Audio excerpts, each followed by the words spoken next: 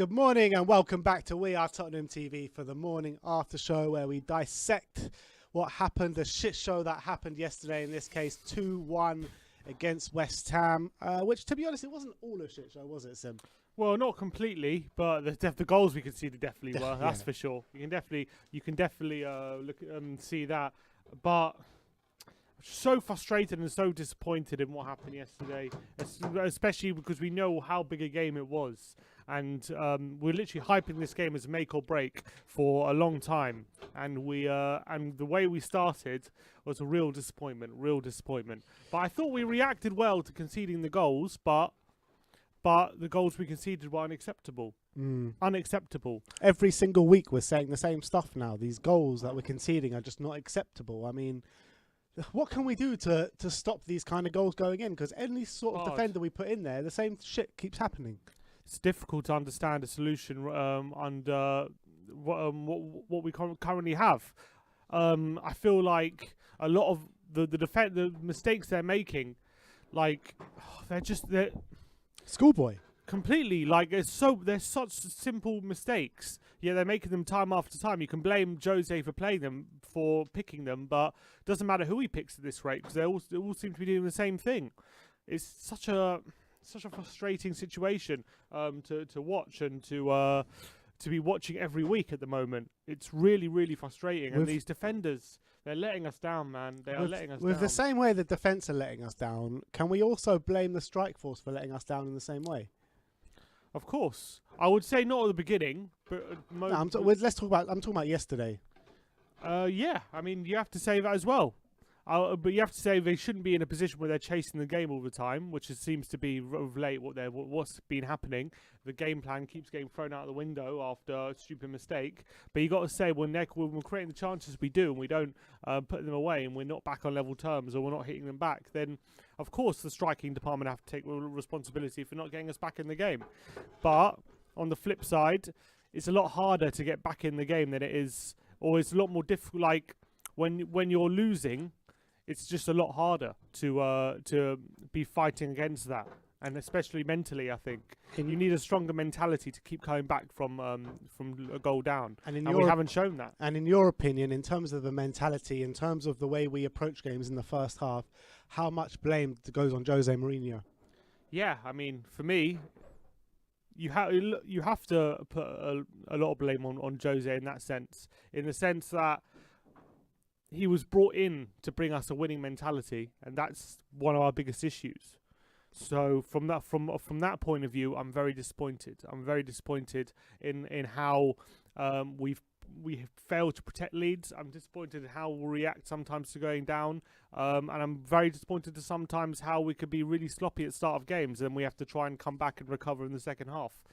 That's disappointing me, but I don't totally blame him for always being in that position. I feel like when the defence is making all these mistakes all the time, it erodes confidence in the team. That's definitely true.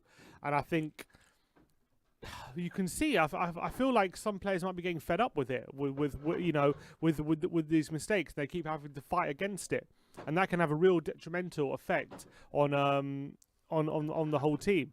So I think that has got to be looked at. But in the sense of the mentality, that's probably Mourinho's biggest failure so far, I would say, of his tenure. Because there was a time where it looked like it was switching, and we did it looked like we were gaining a bit of a winner's mentality about us, but it's all gone now, hasn't it? It's just completely gone out the window.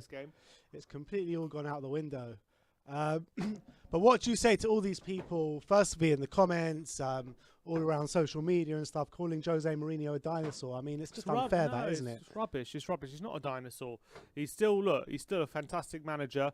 I still believe he could definitely be a success in us given the right tools, and I definitely think that his way of playing could easily be successul. What makes people say he's a dinosaur? First of all, they wanna knock him down because he's very arrogant and and because of his personality. So they want sticks to hit him with, and because he's won so much before, the people in the media especially like to big someone up to bring him down. And I think people look at Guardiola and Klopp, and because of the football they play, and they say, this is how football should be played now in the modern game. If you don't play like this, then you're behind the times, and it's not, and you can't win anything with that style of football. But it's not true. It's not true. You only have to look at who's top of La Liga now to see that that's not true. And I think it's a bit of an off season in Spain. But what I do say, people are not going to call, like you said, Diego Simeone a dinosaur. People are not going to call Brendan Rodgers a dinosaur. People are not going to call other managers that are playing counter-attacking football successfully a dinosaur. So why does Jose get tainted with that brush? Yeah, I think it's just perception. A lot of it is just perception, and I feel like his reputation goes before him a lot of it in terms of Jose Mourinho. Whenever we sit back. All the time, that's Jose. That's all Jose does. He sits back and he just waits for the opposition because that's what the team's doing. But then when we win, it's because we've got quality players like Kane and Son up top. Yeah, exactly. Leicester have proved this season that even West Ham, they're not the most attacking side. They're having a good season. Like you can get successful results and you can get find a good way of playing. You can win many ways in football. There's not just one way of playing. And Mourinho's method has been proven to win time and time and time again. So there's no reason he can't do it here at Spurs. But at the moment, it's not working, and badly. We're ninth from the table. You can't run away from that fact, and we've failed, especially in the last 12 games. It's not Jose's tactics that are failing us. No, I don't think it is. Because when you look at it, he's tried all different tactics. He's tried going expansive attacking. He's tried park the bus defensive counter-attacking football. He's tried a few different things, and more or less everything brings the same result. With this defense. Well, he was getting results before. Yeah. And then now he stopped getting results. I would say a team's about finding a balance. He's always said it's about a puzzle, putting a puzzle together, a football team. And when you give something to a team, you can take something away. And it's all about finding that right balance. And earlier in the season, he was getting results with a certain way, but then we were leaking too many goals, and then we were not creating. Then we were sharpening up the fence, but then we weren't scoring enough goals. And now the balance is all over the place. Now we're in some weird situation where we're creating chances, but we're leaking too many goals at the moment.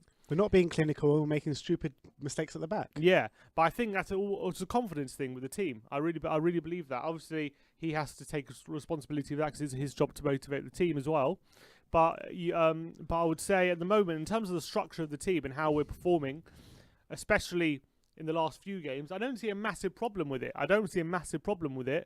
But these horrendous mistakes at the back of that, you can't always account for some of the mistakes that players make. For example, that second goal we conceded, like that is what is Davinson doing?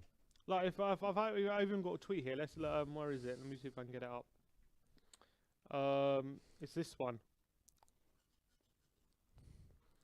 It's like so if you can see the breakdown of like the defense in the system here. Like if you see on the picture, this is the lead up to the second goal. Like you can see Doherty's got Antonio there on the left side. Dyer's got Fornals at the back.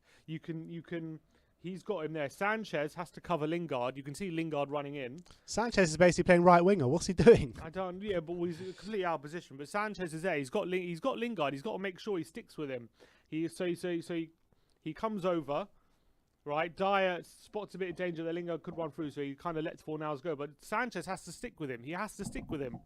And then what happens? Lingard takes a touch forward. He goes past Sanchez. But here, Sanchez still has him. Yeah. Sanchez still has him. Right, so how does he get from this position to this one where he's well behind him? It's not good enough. It's nowhere near good enough. And Dyer as well, he's also got a head start, and he turns like a reversing dump truck. Like he can't get near him. It's ridiculous. And they're both like they're in a situation. Right, in a position where any two centre-backs who are decent would deal with the situation, but they just can't do it. They just can't do it at the moment. And, Mourinho's got them out there to do a job. He's obviously got tactics. He probably spends all week with them discussing, analysing things. But it goes all out of the window when stuff like that happens. It goes all out the window. There's only so much he can do. There's only so much he can coach a player. Like, Sanchez and Dyer, first of all, they were nowhere near starting for Pochettino. Well, Sanchez was, but he was never partnered with Dyer. He was always partnered with either in a back three with Vertonghen and Toby, or he was partnered with a better Toby or Vertonghen. Dyer and Sanchez were never together. I believe if you put Dyer next to a much more experienced, high quality centre back, or if you put Sanchez next to him, maybe they wouldn't be as bad as they are now. But them together is horrendous. Absolutely I think horrendous. Sanchez always has those lapses of concentration. Whether it doesn't matter, regardless who he's playing with. I believe he's always had that in him, always.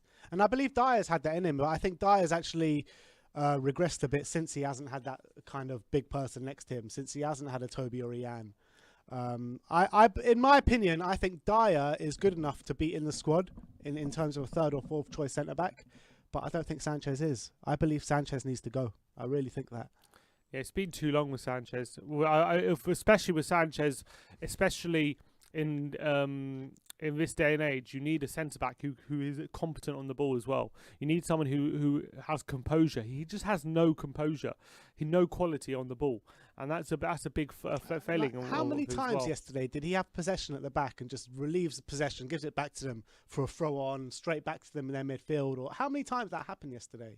So many times. We've got a super chat here from Nairo. He says, even if we sign Skriniar, he's going to try Dyer and Skriniar. If we sign Upamecano, he'll try Dyer and Upamecano. Well, Upamecano gone to Bayern Munich.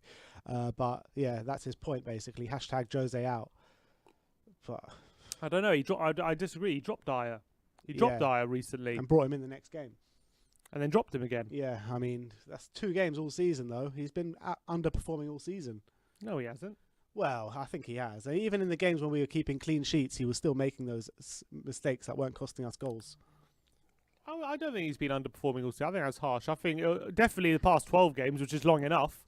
But I wouldn't say all season he's been underperforming. We were saying a lot of the time this season how Eric Dyer keeps making these mistakes. Why is he an undroppable? He only recently dropped him. Yeah, but I'm saying he wasn't having a bad season up until that Liverpool game, probably at Anfield. I don't think he was having a bad season at all. I don't think he was continually failing us. I thought he was all right when we went for that period with him and Toby together. They looked solid, but it's not the case anymore. That's for sure. And obviously he needed to be dropped. He did get dropped. He brought him back in. I think he got dropped way too late. I mean, you could argue that. That's the point. But you said he had an awful season. Well, think about it. When we were good, it was only 5 or 6, 7 games into the season, 8 games into the season. No, it was like 12, 13. 12, 13. Something like that. And how many games later are we now? We're on 25, so exactly. 13 games later. Yeah, I agree. Past 12 games, he's been letting us down, and he should have been dropped. But you're the one who said you have to get a partnership and stick with it. That's what he was doing at the beginning of the season before it started going wrong. Yeah, we do need a partnership and stick with it. But Davinson Sanchez can't be in that partnership. Correct. For me, it's got to be Toby and Roden or Toby and Dyer. One of the two. I know Dyer ain't great, but I think that if you put him in a back line with Toby Alderweireld, yes, there'll be mistakes there, but I think it'll be way more solid. I think it's probably the most solid that we've got out of all the options. Yeah. I mean, but it's just so difficult. It's so difficult to find that balance, and Mourinho is definitely failing at that at the moment, which is very frustrating. It's really frustrating. I mean, you can't excuse being ninth in the table. You can't. That's really poor, and he really has to turn that around really soon. Otherwise, you do question whether he's getting the best out of his team. But I've got to see the plan, and I've got to see what I'm seeing on the pitch. And I really don't think, as a structure and as a team, we're that awful. I mean, sometimes we are, like against Chelsea or like against Brighton, we are. Everyone has the odd game here. Yeah, I mean, you can't be good every game. I think when you look at this season, Liverpool, Brighton, Chelsea, Leicester, and Everton, first game of the season. Those 5 games were absolutely shocking. I sent a message to my friends and how I broke it down and why at the moment the biggest problem with Jose is, and I would say there's 5 games this season pretty much where we didn't win, and these 5 games I don't blame Jose for. When we drew at home to Newcastle, when we drew at home to West Ham, when we drew at home to Fulham, when we lost yesterday, and when we drew away to Palace. Those 5 games we really should have won. We didn't. We had lots of chances. We didn't put the game to bed, and we didn't concede that many chances. But the ones we did the one-off chance we did concede, we ended up conceding, and it ended up costing us. Like if those games go a different way, that's like 9 extra points, and we're battling for top 4. The other games that we haven't won, apart from those 5, I do put down to Jose, and there's a lot there. That's the ones you've mentioned, the Brighton one, those 5 games, yeah. The Chelsea one. There's especially recently, but because in those games which I mentioned before, we didn't pick up the wins which our performance deserved, when we were actually playing quite well. That means when we're not playing well, it kind of looks worse than it is, because when we were on top, we didn't make it pay. We didn't get the full amount of points that our performance deserved. So when you're not doing that, and then you're not getting the points. So sometimes when you play badly, you do get results, but we're not getting results when we're playing badly either. We're looking a lot worse in the table. The table looks a lot worse than our performances or our position should be. We should be a bit higher in the table, but that's what happens when you don't take your chances. That's what happens when you don't take advantage of when you're on top. So Jose has to take blame for that, because there's been far too many games where we've been abject, and that's also true. And he has to take responsibility for that. And you have to wonder, would a different manager get more out of this team? Maybe, because in those performances, like against Brighton and whatnot, we were really abject. And he has to take full responsibility for that. But I don't think he's the main problem at the club. I really don't. Yeah, no, I agree with you that he's not the main problem at the club. But is he ultimately going to pay the price? Look, we have to see how it goes from now to the end of the season. If we don't get top 4, well, look, we're not going to get top 4. If we win no trophies, no Europa, no Carabao Cup, but we finish outside the top 4, then yeah, he will. I think he will. If we win one of the cups, it might save him. But I think if we don't win any cups and we finish outside the top 4, then I think he. How can he? I can't see him staying. To be honest, I can't. I think he will lose his job, and that's most likely scenario. It looks like at the moment. And if he does leave, if he does get sacked, then what sort of cycle are we going in? Because a new manager is still going to need a rebuild. Yep, I agree. And I think it would be the wrong thing. Spend all this money sacking Mourinho, and money that we don't have. So I mean, like, what sort of cycle are we going to end up in? Not a good one. If we're not in that cycle already. When you bring in a proven winner like Jose Mourinho, and even he can't, and it's difficult. Especially, I think he was the appointment to really convince Son and Kane that we mean business. And if we're going to sack him off after 18 months, then I think the players will look at the structure of the club and think that we're not serious. We're not interested in winning anything. I don't know. It's just like we're not willing to trust a backer manager that we've brought in, especially one like of the pedigree of Jose Mourinho. And I think it could be curtains for us if we let go, if we sack Mourinho in terms of hanging on to Kane or Son. But then again, if we finish like mid-table and don't win anything, that could also be their leave, regardless of Jose. So, how many transfer windows do you reckon Jose needs to fix this? It's not like it's impossible to say. It depends. Like you can get all your work done in a transfer window. It depends how efficient you are. But obviously we won't. But it all depends. It's too difficult to say. It depends how much money we have to spend. Depends if we can sell players. Like it's so dependent on the circumstances of the window. Things can change very, very quickly. Very hard to sell all the players we need to sell. Davinson Sanchez, you ain't getting more than 15 million for him right now in this current market for a player like him. We signed him for 42 million or whatever it was. It's ridiculous. Back in 2017, you got to say the recruitment. The recruitment has it was good under Pochettino for a while ish. No, it wasn't. Ish. It was. There were some gems in there, but ultimately the recruitment was poor. I would say the recruitment under Pochettino was part of the reason why we were challenging. I know Pochettino was also a massive reason for that, and was probably more of a reason. But when we recruited Toby, we recruited Dele Alli for 5 million. Like we were getting some good buys. We were getting some good deals. But we also got Wanyama was a good deal. We did well there. But the thing is, we weren't spending a lot of money. But a lot of the times, we did waste a bit of money as well. But a lot of the times when we got a lot of cheap deals right. But at the moment, we're not doing that. At the moment, our recruitment's not very good. Yeah. And it's fallen behind, clearly. It's fallen behind. Look at these signings. These are all... Pochettino signed 27 players, right? Okay. His top 3 signings, Heung-min Son, Dele Alli and Toby Alderweireld. Absolutely brilliant signings. Yeah. You can say that. Then after that, you got Eric Dyer. For 5 million. Kieran Trippier. Ben Davis. Lucas Moura, fair enough. Davinson Sanchez. Moussa Sissoko, 30 million. Wanyama, good signing. Llorente. Juan Foyth. Kevin Wimmer. Gazaniga. Vorm. Pau Lopez. Aurier. Yedlin. And then the 3 that he never got to play with, Lo Celso, Sexton, Ndombele, Jack Clark, Nkudu, Fazio, Janssen, Stambouli, and G. You know what I mean? It's just awful recruitment. What I would say is when we're buying someone to improve the first team, it was usually good. But when we were buying someone to improve the squad, it was definitely found wanting. That was that's the biggest issue with Levy. Like, whenever he sees a player, he doesn't want to push the boat out to see if we can get better. He would rather just buy a cheap option with potential and see if he can somehow turn out to be better than what we already have. He would never ever push the boat out and take some risk, and that's what we saw with his transfer business. And even in the summer, that's pretty much what happened with the whole Doherty deal, with Vinicius, with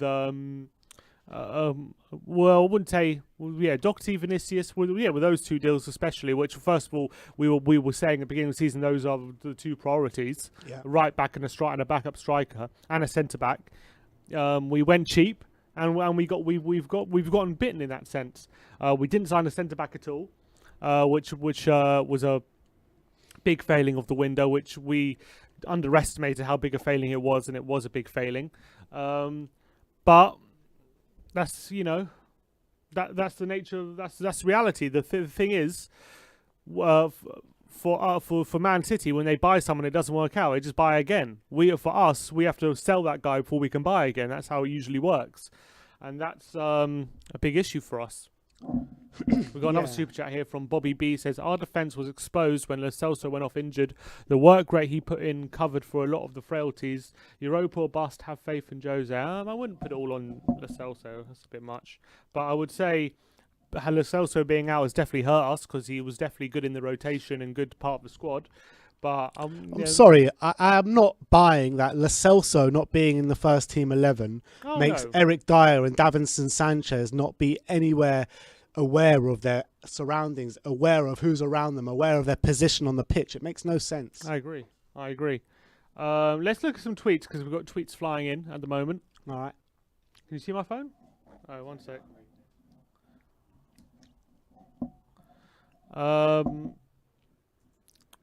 Let's just see.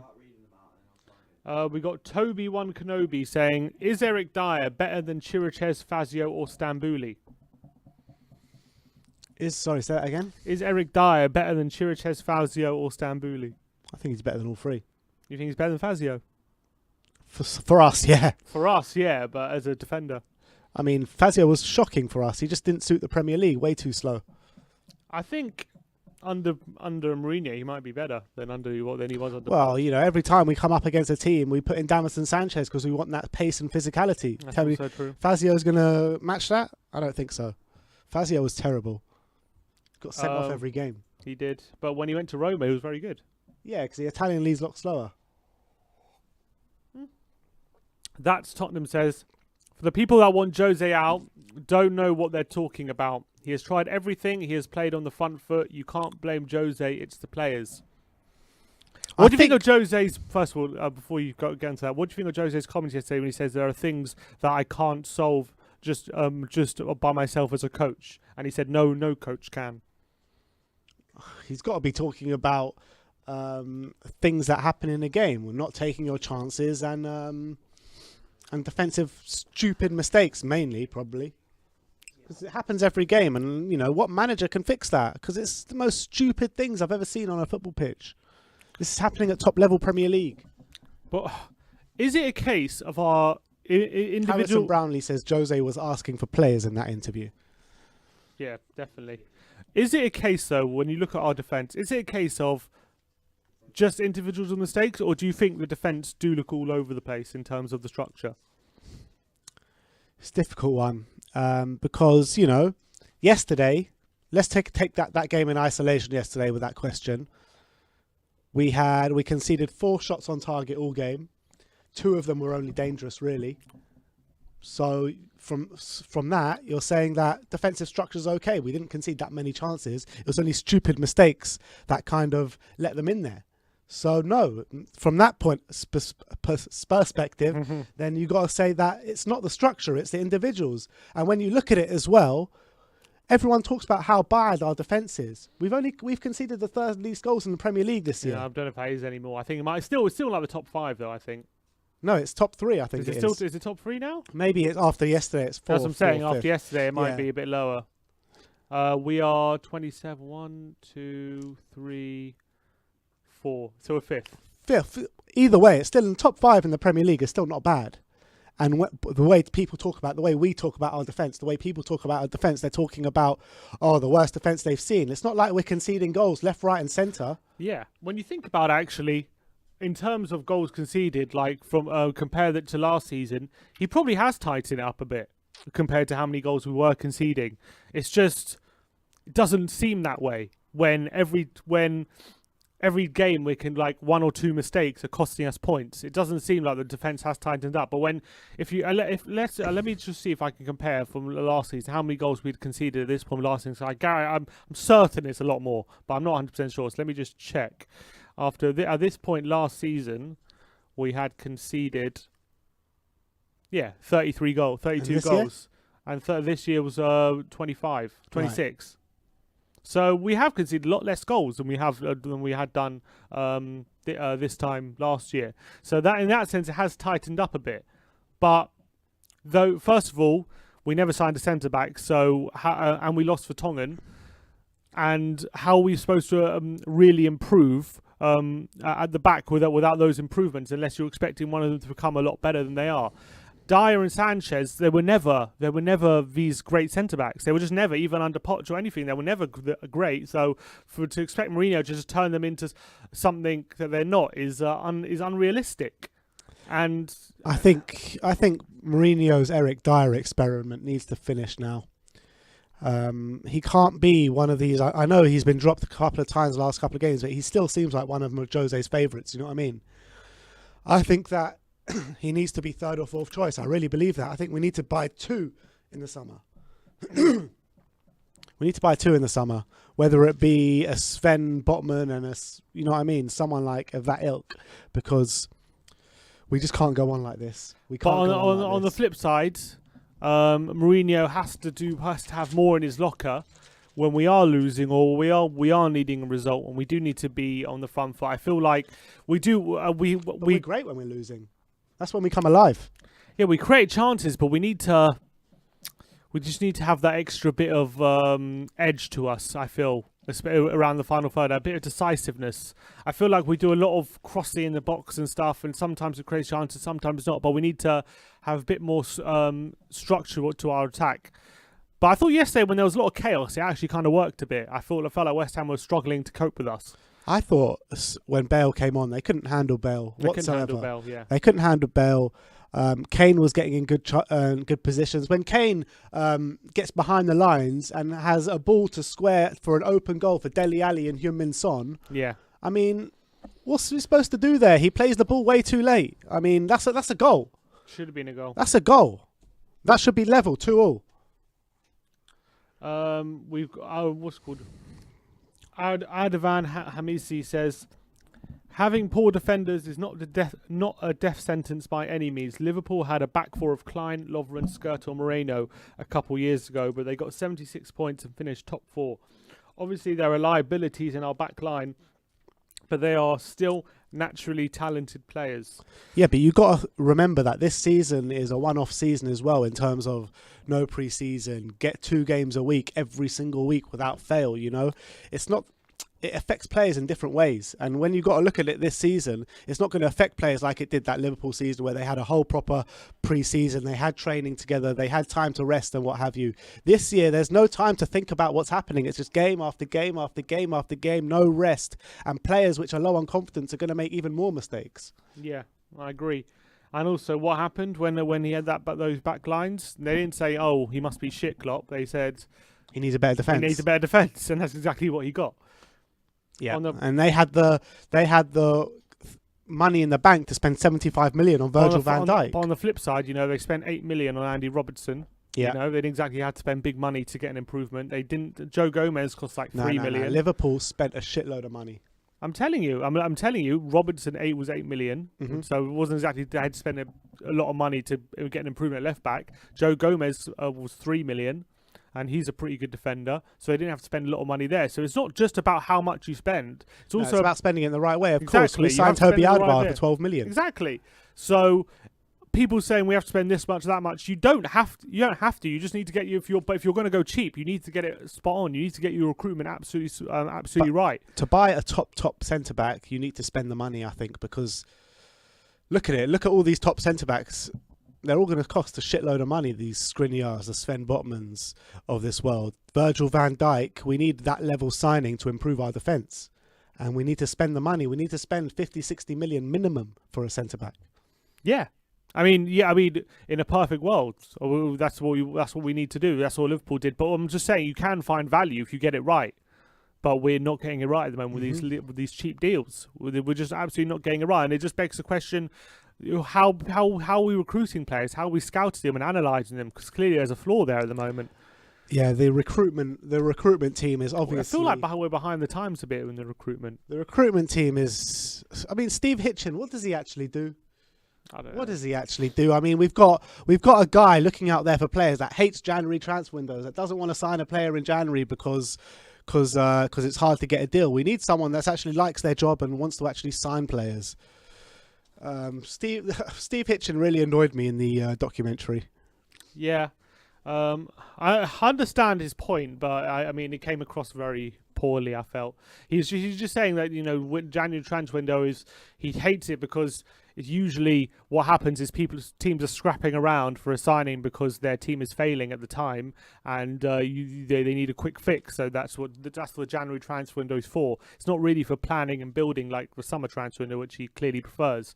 But it came across as if like he hates looking for players and in January, and he's not, and he doesn't enjoy doing it. And when we need players in January to come in and improve the team, it's not exactly the kind of mentality you want from your head of recruitment, which I understand people's frustration. So that really didn't come across very well. Let's have a look at some of the headlines. Yeah, go on. We have got the Daily Express, and the first one is, let me get this one up. The Hammers nail it. Antonio and Lingard pile pressure on Mourinho. High life suits Moyes right down to the ground, does it? But look at these stats, you know what I mean? People calling for us to play possession-based football, attacking football. Yeah. 69% possession for us yesterday. 31 for them, obviously.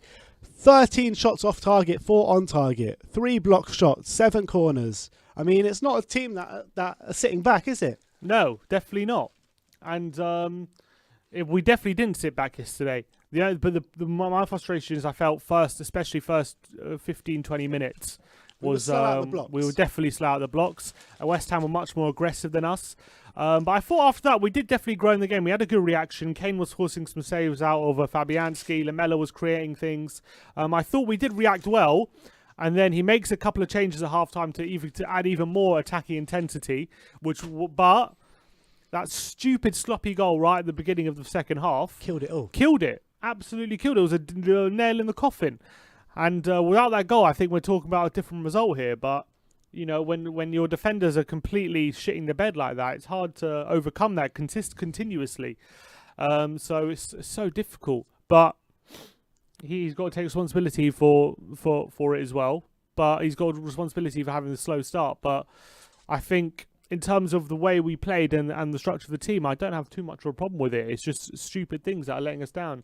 Let's look at this tweet we've been tagged in from Killer Priest. It says, Tom Davis looks like a Premier League footballer, but now I'm told we can't expect Jose to get anything out of midfield players that played a Champions League final less than 2 years ago. Our midfield's not a problem. Yes, we played a Champions League final, but within that time, we hadn't won an away game for over a year. So I don't understand these people that are going back to that time, the back end of Pochettino. Yes, getting to a Champions League final completely papered over the cracks that was going wrong at the time. We were poor that season. We were so poor.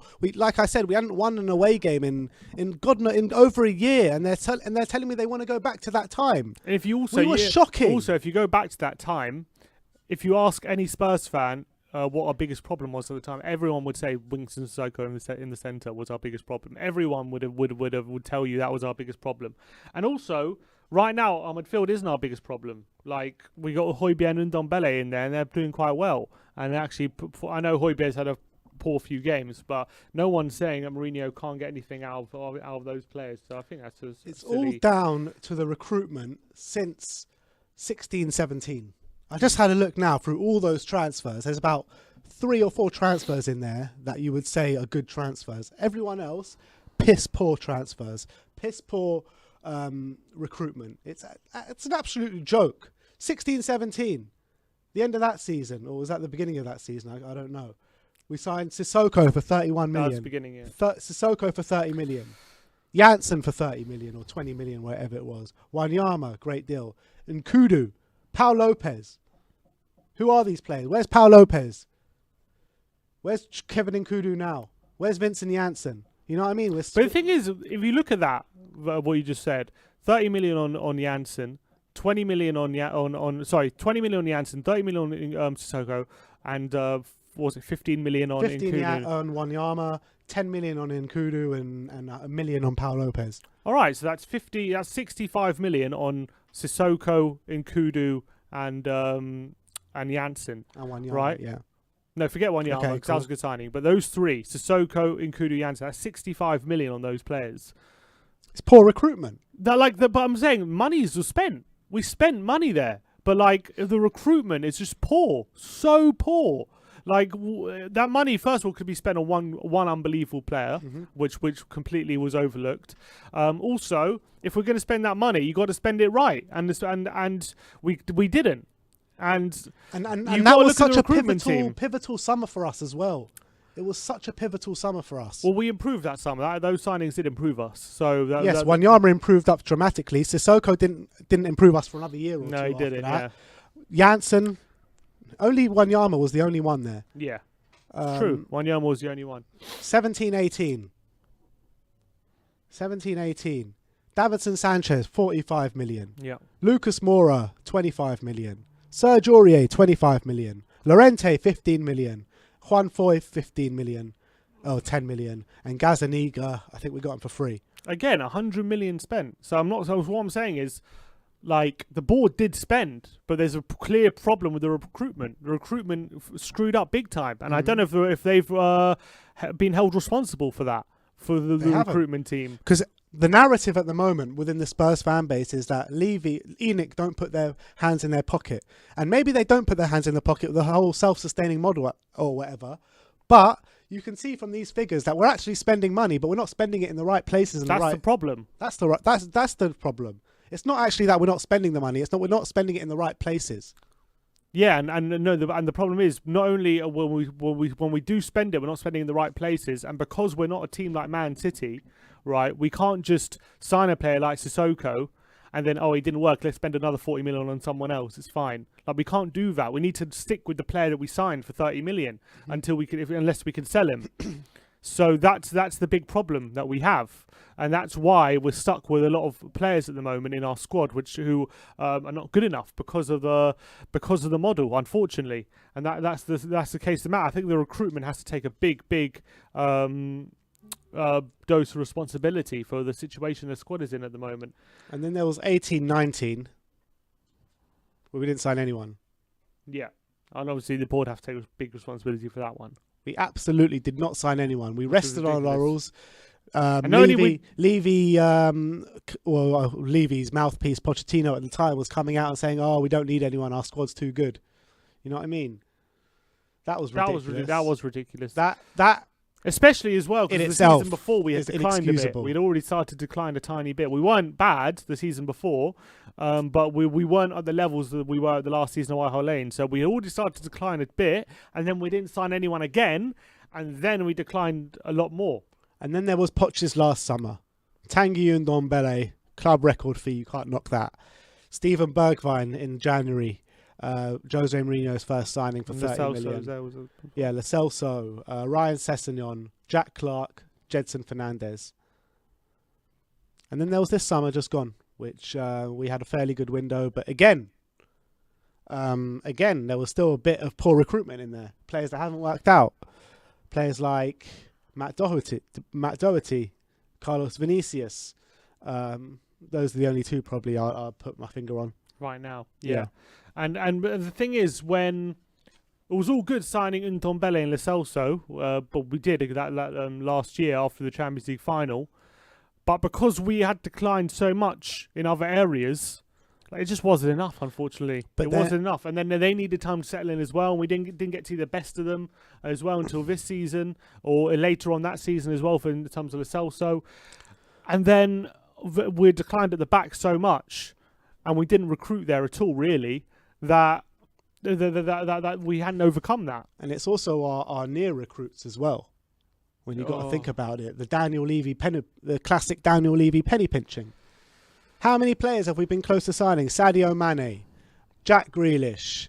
The list is endless. I mean, I can't even remember off the top of my head. Skriniar. You know what I mean? It's just Dybala. You know what I mean? All these players that we're just penny pinching that we could have got. Jack Grealish could have had for 4 million. 4 million. He's worth 80, 90 million now. Yeah, probably more. It's ridiculous. And what businessman thinks like that? You know what I mean? For saving $1 million.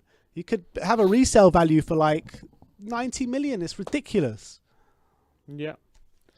And so that's the crux of the matter. It's not just that we didn't spend. It's that Levy and his penny pinching and poor recruitment. That's the reasons why we're failing right now, in my opinion. Yeah, so I think that's the number one reason. I still think Mourinho should be getting more out of the team, but I think you're right. That's the number one reason why we're failing, is because of the situation we're in at the moment. There's too many average players that we've kept for way too long. But the people saying that we haven't spent money are completely wrong, because we actually have spent money. Yeah, we have. Only in one of those windows we didn't spend money in. But like I say, the times that we did spend money, it was poor recruitment. Really poor. Let's go have a look at The Guardian. Back page of The Guardian says, I want to know your opinion on this, Sim. Go on. Mourinho, in his post-match press conference, goes, he's second to no. Him and his coaching staff are second to nobody. What did you make out of that? He has confidence in his methods. He has confidence in himself, and I don't see a reason why not to be. He deserves that right for everything he's achieved in the game, and I'm sure he is a great coach. I'm sure he has great methods on the training ground, and I'm sure it's been proven to work time and time. So I have no problem with him having confidence. Do you think that it gets to a point where Jose and his coaching staff ever question their own methods? I'm sure they do. I know he's showing some bravado and confidence, but I'm sure they question everything all the time. It's just the nature of the game. You can't rest on your laurels. So I'm sure they're all constantly questioning why do you think he changes it all the time? Why do you think he's always constantly changing the approach and changing the lineup and changing everything? Because he obviously questions everything. But I believe he's shown Spurs that he's willing to adapt. He's willing to change things. So I've got no problem with him thinking that he's the best. Yeah, and this says it again. Another headline: Jose, I'm still world's best. I mean, you're 9th in the table, mate. Yeah, he's 9th in the table. Yeah, I mean, I don't know. Mourinho boasts despite Tottenham losing 5th game in the past 6. I mean, he didn't come out in press conference and say, I'm the best, even though just after a loss. You got to read the context of that. Yeah. But look, he's got the right to believe that. Well, everything is won. He can put his medals on the table and just back up his opinion and back up what he says. So, like people laughing at it or saying it's a stupid thing to say. Like, you know, he can prove it. He can prove it. So, I look. Some people might think he's being arrogant or he's being just thinking about himself all the time, but that's what's got him this far in his career. So, I don't have a problem with it. You want to react to a couple more tweets? Yeah, can you see on iPhone? All right. Bobby Singh said, is that... No, it seems to have frozen. One sec. One second, guys. All right. Yeah. Bobby Singh says, it seems to be fashionable to cry Jose out without providing an argument or an opinion. I'm also wanting Jose out, but I'll give my reasoning. Shows like this provide a platform to give your opinion, so do that. Yeah, 100%. I think I hate all this mindless, Jose out, Levy out, all this out, that out, that out, this out, this in. Give us reasons, have a conversation, and then we can talk about it. There's no point just coming out with statements without backing it up. Completely agree. N17 says, as you know, recently Lamella, Moura, Bale improved rapidly. Just interesting for me, if Lo Celso returns, who would you choose right wing and CAM? Bale, right wing, for me. And Lo Celso CAM? And probably, yeah, but, you know, we never know when he's going to be back. Yeah. But when he is back, he's saying? Yeah, I mean, for me, the strongest starting lineup, when everyone's fit, Hugo Lloris in goal, Aurier right back, Reguilon left back, probably Dyer and Toby in the centre back, Højbjerg and Ndombele in the middle, Bale on the right, Son on the left, Lo Celso in the middle with Kane up top. Yeah. Pretty simple. Yeah, it is pretty simple when you put it like that. and that looks like a good team. And you know, I'm sure he can get a lot out of that team. But at the moment, yes. And if you can replace Dyer with a top centre back to have alongside Toby, I know Toby's kind of coming to the end of his career, but he's still probably our best centre back. Yeah.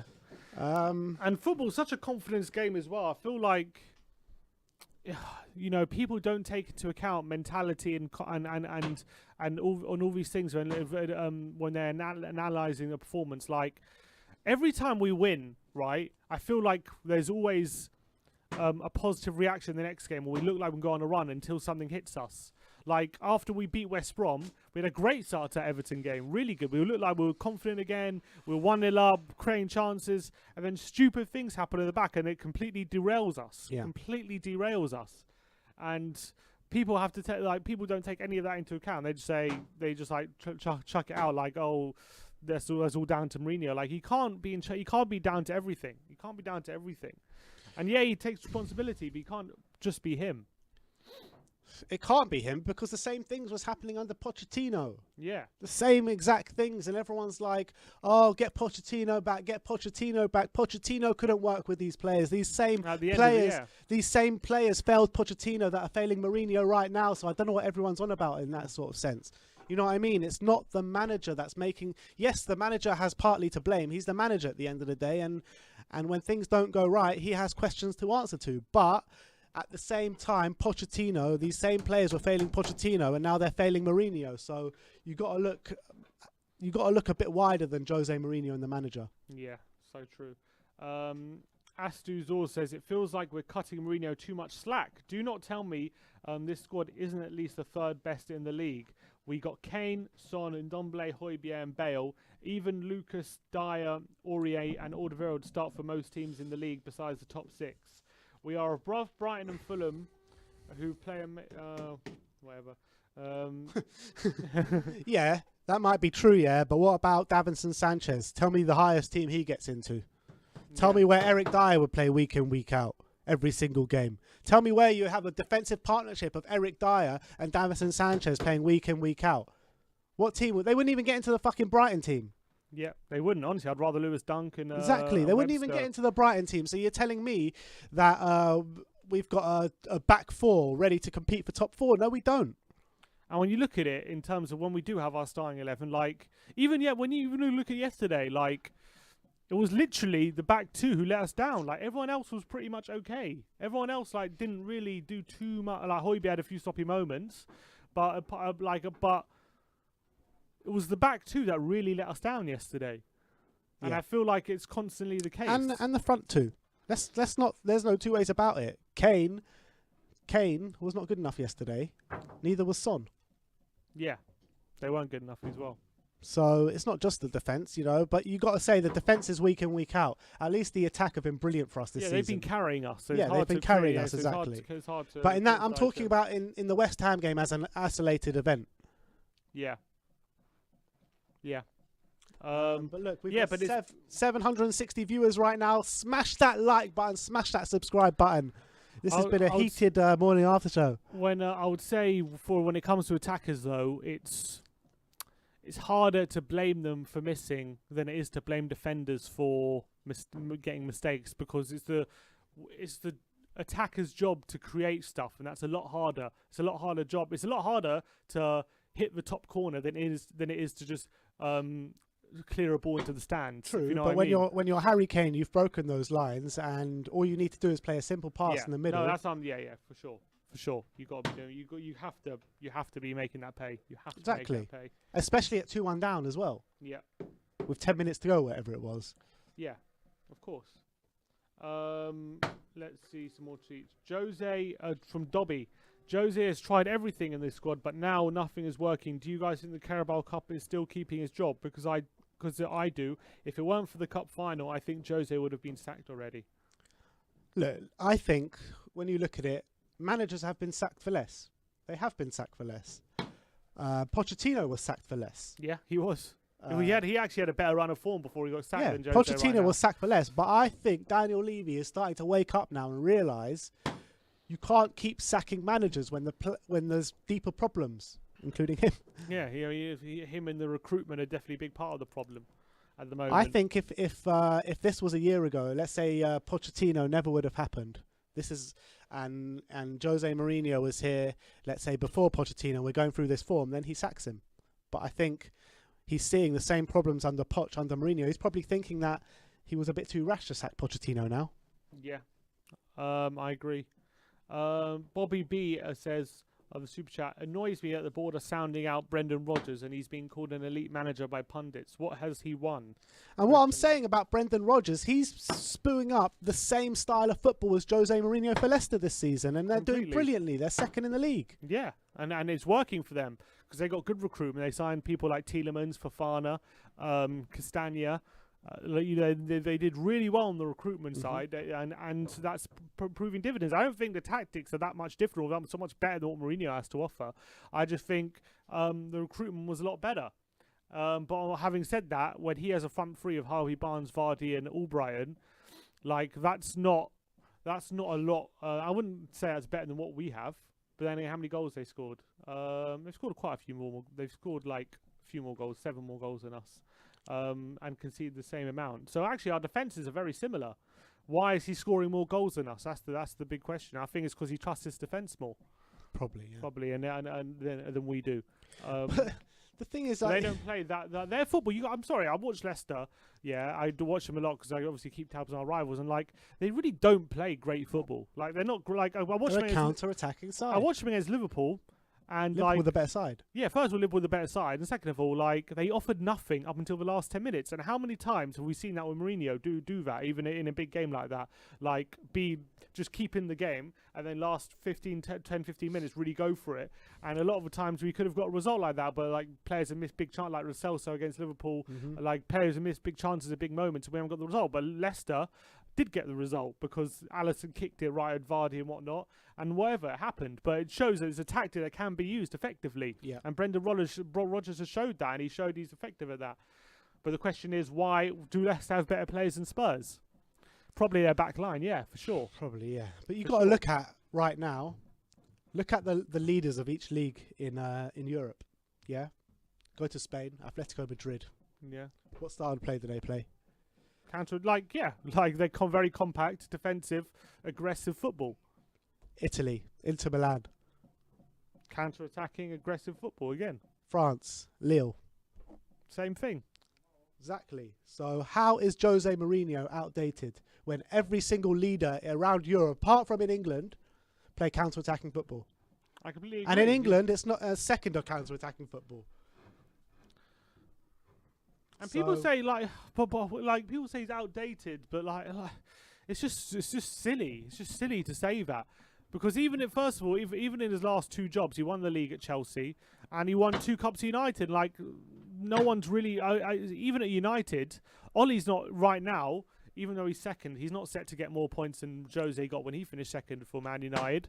Like, he hasn't won anything when Mourinho won 2 trophies. Like, he really hasn't done that much better than Jose Mourinho. I don't get the perception of why everyone's like, oh, Ollie's doing such a better job than Jose at United. It doesn't make sense to me. He hasn't got to a cup final even. Never mind won a trophy. He loses in about 8 semi-finals. And like you can see, like for example, Mourinho was criticised for how he couldn't get the best out of Martial. Or how's Martial doing this season? He was criticised for not getting the best out of Pogba. I know Pogba's had some good form, which he had under Mourinho as well. It's not like he played bad every game. Like Pogba hasn't exactly been a lot better now than he was under Jose. The only difference is United have Bruno Fernandes now. Yeah, he didn't get, and also United got signed Harry Maguire for 80 million. And Mourinho didn't get that luxury either. And you look at the team. There was poor recruitment. Yeah, there was under Jose. People like United. that. But you actually look at the lineup that Mourinho won the Europa League final with Man United. Like all those players that he won with, like have either left or are not really used by Ollie. Yeah. And he won the Europa League final with a lot of these players. One sec. And in that Europa League final, he purposely went after our centre back now, who he knows is not good enough. Look at their lineup. Their lineup in the final was Romero in goal, Valencia, Smalling, Daley Blind, and Darmian, Pogba and Herrera, Mkhitaryan, Fellaini, Juan Mata, and That's Rashford just a up shocking front. team, isn't it? He won the Europa League with that team. It's a shocking side. How many of those players would Ollie want right now? How many of them? None. None of them, pretty much. He wouldn't want any of them. You can't tell me that he wasn't turning water into wine with that team there. 100%. No, Absolutely you're spot on was. there. It was Absolutely spot on. shocking team. Shocking team. Ollie has got a miles better team than that. Much better. He got and you know Mourinho said he was desperate for a centre back. Yes, he signed Lindelof and it didn't work. But when you're competing with Liverpool and Man City, especially Man City, where if they sign a centre-back and it doesn't work, they just sign another one. Yeah, but that's United what you can do that as well. Exactly. And that's what he wanted to do, and they didn't do it. They didn't do it for him. So he signed Lindelof. It didn't work. He said, I need someone else. And they said, well, you signed Lindelof, so you can't. But, you know, when you're competing with the top, that's what you need to do. You need to just cut your losses. And they wouldn't give it to him. And, like, I just haven't seen a massive improvement in United. Yeah, maybe it's a better feeling because Ollie's in charge and whatnot. But, like, first of all, they got knocked out of the CL group stages. Like, Mourinho didn't get knocked out of the Champions League group stages. They haven't won. They haven't got to a final. They haven't won any trophies. Mourinho won 2 trophies. How many times has Ollie been on the brink of sack? He's been a few. Mourinho got sacked when he was 6th, right? Back then in 2018. Like, Ollie got sacked every time he was 6th. He wouldn't have been in a job very long. And also, when you think about when he got sacked, there was an original bounce when Ollie first came in. But also in that same season, there was just a bigger fall as there was a bounce. So that showed the players just weren't up to it. So I don't know. I like to say that his job at United is representative of him being finished. Is I don't know. I'm not so sure about that. In my opinion, I agree with you. I think everyone kind of piling on Jose it's just a bit unfair. I think that he doesn't have the tools at the moment, and at Man United he most definitely didn't have the tools. Yeah. Do you think our squad now is better than what he had at United? I think in his first season probably. In his second season I'm not so sure. When he had like Lukaku and he had Pogba and he had did he sign Pogba for United? He did, yeah. His first season. And he had, who else did he have? I can't remember. Maybe I'm not. It's not too dissimilar. And even to the quality of a side he finished second with Man United, I would say. But actually, I think I don't know. It wasn't that good though. his side of Man United. And I think he was doing a lot better. And Ollie has a much better squad than him, and he's not doing much better than what he did. So yeah, I think this is spot on by Chris Benoit. Don't know if it's Benoit. He says Levy's tactics to deny world-class players just to save a penny has cost us so much. It has. And that's facts, man. Imagine if we had Jack Grealish in this side for 4 million right now for the last 2 years. Jude on the tweets, we got Jude Ugbellum says, false economy. On reflection, it's looking like if we had gotten Skriniar in the summer, it looks like a better piece of business compared to potentially paying off Mourinho for 30 million and buying Roden in brackets one for the future. We go again. Yeah, I mean, it's hard to disagree. But look, we've got just over 750 viewers, guys. Come on, smash that like button. Keep smashing that button.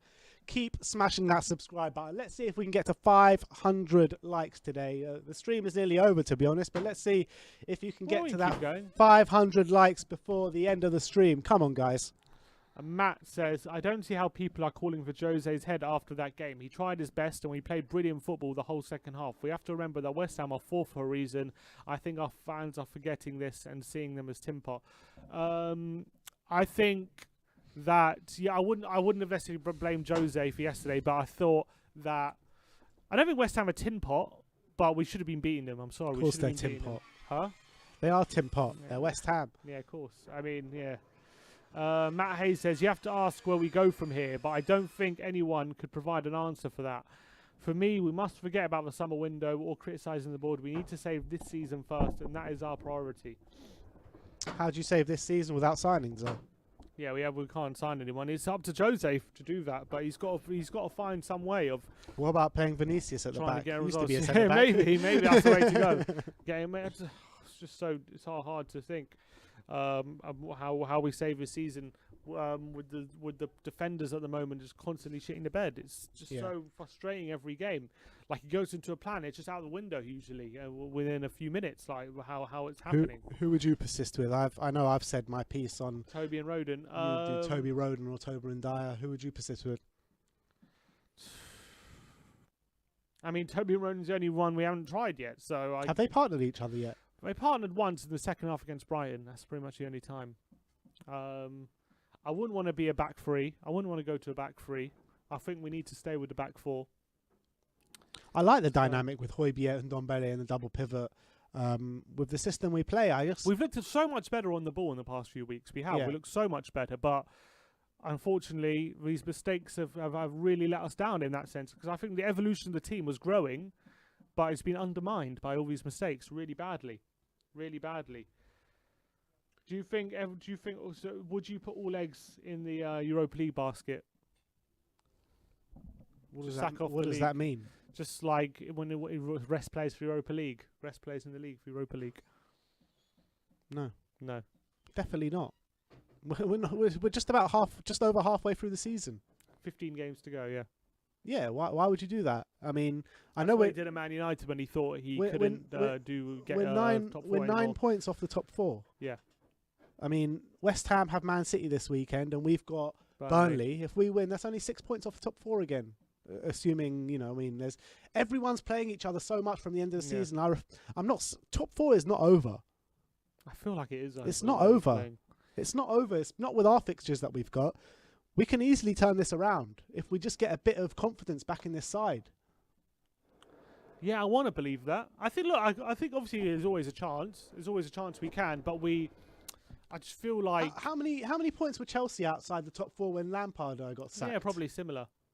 Look, a few wins are up there. I just feel like the confidence in this team. I feel like when we get in a good feeling and then we make a mistake, it completely undermines it, and the team lose confidence that we can hold something that we get, and it loses confidence to go forward, and it loses confidence in the back line and in the performance when we keep screwing up.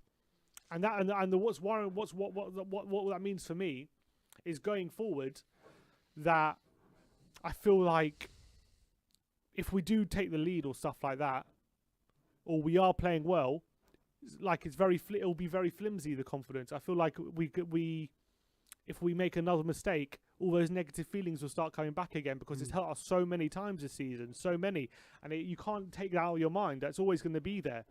I tell you another reason why we can't bin off the league is because I really do not want to be playing in this Conference Europa League next season. And if we do bin off the league, it could be quite likely that we will be playing in it.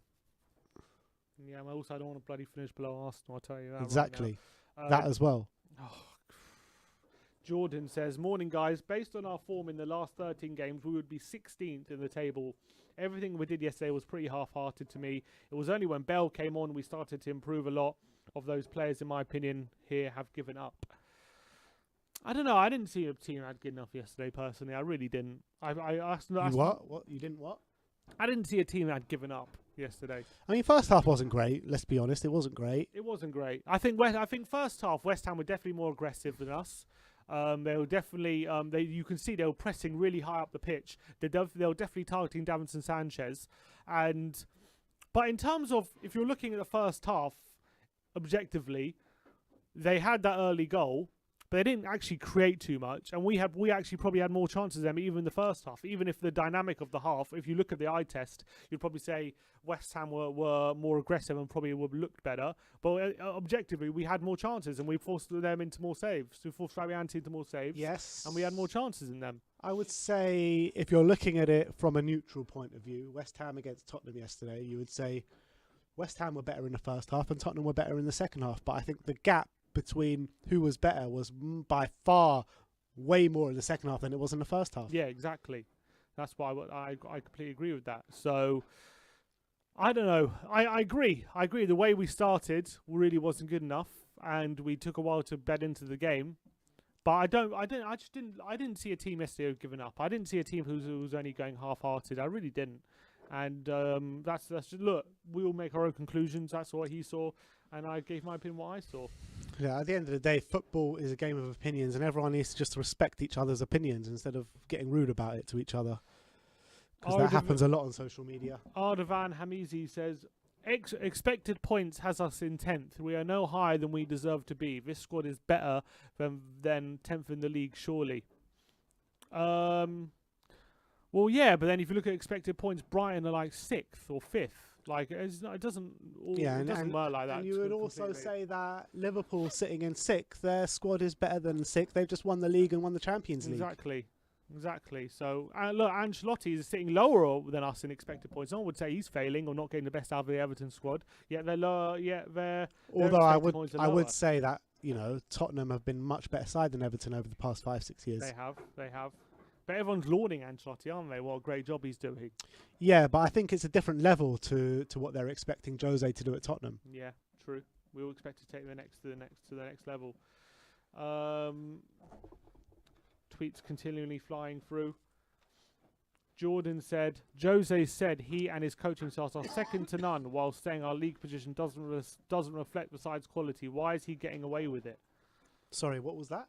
Jose has said he and his coaching staff are second to none whilst saying our league position doesn't reflect the side's quality. Why is he getting away with it? Why is he getting away with what? Why is he getting away with Sanchez and Dyer making fuck-ups every game? He's saying why does our league position not if the league position doesn't reflect the side's quality, how can his methods be the best? Ask Davinson Sanchez and Eric Dyer. Look, football's a multifaceted sport. There's a lot of reasons for a lot of things. There's no sole blame. There's no sole blame on anyone here. Jose, we can't run away from Jose's accountability. Of course, he has a lot to blame for the current predicament, but he's just not. I just don't think he's the most to blame. You know what? These last 3 or 4 weeks, everyone, all Spurs fans around Twitter, around YouTube, around everywhere, around every sort of social media platform are trying to play this blame game thing. Blame Mourinho, blame the players, blame ENIC. Every single person. One easy answer. Exactly. There's no easy answer to this because every single person has part to blame in this. This includes Jose Mourinho. This includes the board and Daniel Levy and ENIC. And this includes the players. So there's no one thing that you can put your finger on and go, he needs to go, he needs to go, he needs to go. Everyone needs to shape up. Mm-hmm. And that's the facts of the matter. Ollie Pinkney says, do you think our fan base may be overreacting to this poor run of form? If we win our next 3 games, does the mentality change? No, I don't think we're overreacting, because 3 wins in 12 is really bad. That is seriously bad. Even given the season, it's still pretty woeful.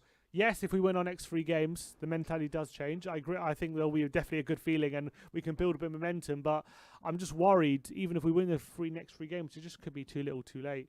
Because the problem is, you need in football, I feel like you need to give yourself leeway for luck and for things to go wrong, and you have to give yourself a little wiggle room. So if you're unlucky in this game, right, say, if you're unlucky in one game, you can make up for it. But because we've been on such a bad run, we now need perfection. We now need perfection, which means any luck that goes against us, like, it doesn't matter if it's luck or not, because we're in such a position where if it goes against us, we're finished, we're done. Yeah. So that's why I don't trust it. I don't trust the situation. Even if we go on a bit of a run of 3 wins in a row, we need to be perfect. We need to be absolutely perfect from now on in, and I just can't see us doing that. So, well, I guess we have to wait and see. But I just can't.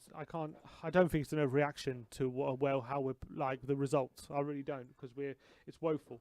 At the end of the day, take everything out of it. Any Tottenham manager, most Tottenham managers in the last 10, 15 years have been sacked for less. That's the facts of the matter. Right. Yeah, exactly. But look, he can save himself with the cups and with a late run of form in the league, but it's bad at the moment. Rico says, we let Eriksen go, we never replaced him. We let Lamela or Lucas playing in that position. We let Vertonghen go, we never replaced him. We let Dyer in that position. We let Trippier go, never replaced him. We have Doherty in that position. Our football structure is broken. It is broken. We are playing these fringe players to replace first-team players, first-team quality players. Is unacceptable. It is unacceptable. And like I said, most of these players that are failing us were Pochettino subs. They were Pochettino subs. Eric Dyer was outcasted by Pochettino. Now he's one of the undroppables, more or less. Davinson Sanchez never made it under Pochettino, was one of Pochettino's highest transfer fees. You know what I mean? Serge Aurier was never a proper first choice under Pochettino. Ben Davis was always a squad player, was never a first choice. I know he's not a first choice now, but with Reguilon being out injured, he's been made to be a first choice for the last couple of month or so. So you got players in there. Harry Winks, I know he's not a first team player, but he's being asked to rely on here and there. Players like that were never first team players under Pochettino, who Pochettino never really put his full trust in, are being asked to have trust in them this season. And it's just not working. Yeah.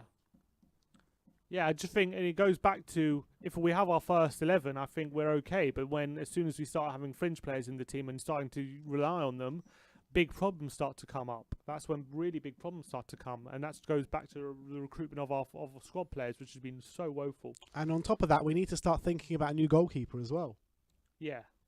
I think maybe next season might be his last. I think he will be our keeper next season. How many years left on his contract? 18 months, isn't he? So if we don't sell him this summer, then we're not going to get a fee for him. Yeah, but whatever. He's given us so many years. I don't think we're bothered about getting a fee for him. Tell that to Daniel. Yeah, I'm sure we'd rather get a fee for him, but I don't know. Yeah, it's just one of those things. I think maybe we just let his contract run out. Like, look at Christian Eriksen. We got 20 million for him with 6 months left. Moussa Dembele, we sold with 6 months left in his contract. You know, they'll want to get money for him for sure. I don't know. He's 33, 34. He's been with us. Will be near 10 years after the end of next season. Look, I'm sure if someone comes in for him, maybe we would consider it. But I don't think would be desperate to sell. If PSG come in for him, we'll sell. I'm sure. Yeah. We got a super chat here from Danny. He says Poch called for this rebuild. This team started its downfall when Moussa Dembele left in 2019 and was never replaced. No matter what managers can come and go, ENIC will never leave us. Yeah. Yep. I think the team started the downfall before that, actually. Yeah, it did. It did. That's absolutely true. We hit a peak, and we haven't got back to that peak. When was the peak? Last season, White Hart Lane. Yeah, that was the absolute peak, and we haven't got back to that. Since then we adapted the team in certain areas to stay competitive near the top, but we never hit that peak again. We never hit that peak. We never really seriously challenged the top of the league. You look at that starting lineup from last season at White Hart Lane, where you got to say that the squad wasn't good enough then. It was the starting 11, which was brilliant. We had no injuries that season, pretty much. Yeah. Kane had a few injuries here. Yeah, but ultimately, that was the last season where we pretty much stayed injury-free, apart from those little Kane injuries. Yeah. Lloris in goal, same now. Right back, Kyle Walker, Never downgraded. Big time. Left back, You should probably say 2 downgrades. 2 downgrades, yeah, exactly. Left back, Danny Rose. Got Regular now. We got Regular now, but how long did it take us to get him? Yeah, took us, 3 years, yeah. So we downgraded for 3 years, and, you can't even say Regular's better than that Danny Rose yet. Not yet, but a similar level, yeah. Prime Jan, prime Toby. Both absolute massive downgrades. Massive downgrades. Wanyama Højbjerg. It's hard to call that one. Similar. It's hard to call level. that one. Well, prime Wanyama and Højbjerg, I reckon they're similar level. Ndombele, Moussa Dembele. I think for defensive stability, Moussa Dembele's better. But I think as a football player, Tongi's... Well, look, he's not on Moussa Dembele's level yet, but he's definitely on his way there. And I think he will eclipse him. Left wing, who was it? Son. Son. Number 10, Ericsson. Much better than Lo Celso, you've got to say that. Ericsson was our best cam we probably ever had in the Premier League in terms of stats. Right wing, I mean, we had Dele Alli and... Well, Ericsson was playing on the right as well, yeah. Yeah, so Ericsson on the right, Dele in the middle, or Dele on wherever it was, they were interchanging a lot. Yeah. Who do we have there now? No one on the right wing. Gareth Bale's played one good game. Mm-hmm. And then up front, Harry Kane. So, I mean, look at that team to the team now. It's night and day. It's just declined. It's night and day. You might have a few players in there which you could say is either level or a tiny bit of an upgrade, but ultimately, the defence is like 1,000 times worse. It's the big one. The big one is defence. I think the rest of the team, we're not too far behind. But I think the defence, in the defensive structure, the defensive players, that's where the big problems lie, because we just haven't recruited well in defence. Just have not recruited well whatsoever, and we're stuck with these with Sanchez and Dyer constantly making errors. Yeah, and it's costing us week in, week out. And the right back situation as well. We never really upgraded on Walker. We completely let that one slip as well. I think Aurier as well. People say he hasn't improved players, or Mourinho like. Everyone's got worse. Like I remember, I saw this article on Athletic. I could tell you so many players he's improved. But article on Athletic saying like Mourinho hasn't improved anyone, and could you tell me someone who's really improved on? I'm like, Lloris was probably better. I know in the past few weeks he hasn't been good, but Lloris is probably better this season than he has been in the past couple of years. Aurier improved a lot this season than he did the last couple of years. Ndombele, I thought improved definitely a lot from last season. Højbjerg is a lot better now than he was even at Southampton. Yeah, he played a completely different role. Yeah. Harry Kane's found a new level this season. Son's found a new level this season. Son has scored more goals already this season than he has in any other previous season. Yeah, pretty much. So, like, there's a lot of players that he's improved. There's a lot of good things you can say. So I think if people say he doesn't improve players, it's not based in reality. Lamela makes much more of a difference this season than he had before, and so like. Even Dyer, he's probably better than he was under Poch. Yeah, he is. so even despite how bad he is, he's probably better than he was under Poch. Yeah. So, like, he has improved players. He has. He's just being let down by, like he's saying, the poor recruitment over the years. Sam Gardner says, would it be worth sacking Jose given the reported price and that we have less points in the last 12 games as the 12 games Poch had in 1920? People use this as evidence that Mourinho should be sacked. But all I'm saying is that we shouldn't have sacked Poch. Yeah. Like I get it. He's doing worse than Poch did, but I didn't agree with the Poch sacking. I think Poch deserved a bit more time to rebuild the squad, and I think Mourinho as well. I think Mourinho as well deserves more time. I didn't think it was right to sack Poch then. I don't think it's right to sack Mourinho now. Mm-hmm. Agreed. So people using that for me as evidence that Mourinho be sacked doesn't hold true. What do people think is going to happen if they sack Jose? What do people think? What, they'll get in their dream manager Nagelsmann, and he's suddenly going to make Sanchez and Dyer into world beaters? Do they think that's going to happen? Like I don't get this whole sack Jose thing. What do they think is going to happen? It makes no sense whatsoever. There's a lot more tweets coming through here. Let's see. People tag us in things. Hugo the Cat. He says, we need a leader at the back. We lack it so much because Lloris isn't a leader either. Dyer is abysmal, but Lloris should have come and claimed that ball yesterday. And these problems are occurring. And he, like Dyer, is making weak mistakes, costing us points. Botman, Conte, or Skriniar, please. Yeah, look, you're right. We don't have a leader at the back, especially a centre back. You don't have that Roy the Rovers kind of character at centre back that you feel like is going to put everything on the line and make sure we don't concede a goal and order everyone around and be very vocal. We lost a lot of that without Jan Vertonghen there because he was a proper leader at the back. Vertonghen. Yeah, and him and Toby's not really like that. He's a bit more quieter, Toby. But you could see in the documentary how much of a leader Vertonghen was within that squad. Dan Kilpatrick, or someone's tagged us in a Dan Kilpatrick post. He says, Spurs fans, any question on yesterday, and particularly Mourinho? We're doing a managers themed theme on today's Nutmeg show. We're discussing Mourinho, Moyes, Arteta. Would be good to have some. Oh, why has he tagged us in this?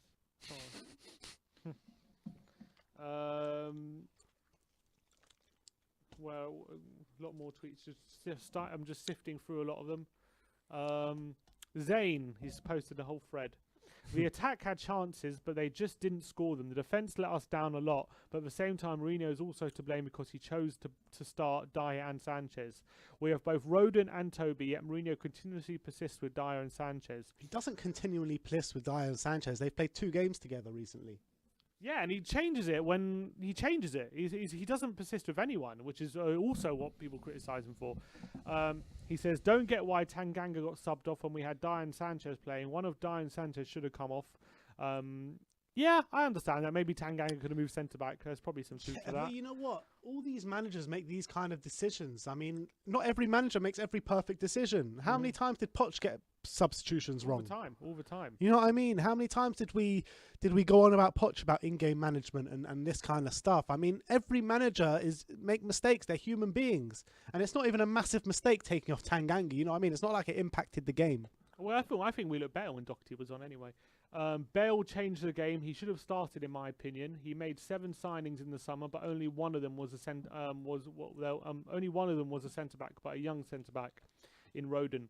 We should have bought Skriniar or Diaz. Well, obviously, I think Mourinho wanted him.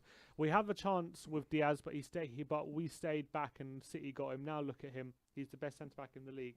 Yeah, but you're blaming Jose for that. I'm pretty sure Jose would have taken Skriniar or Diaz.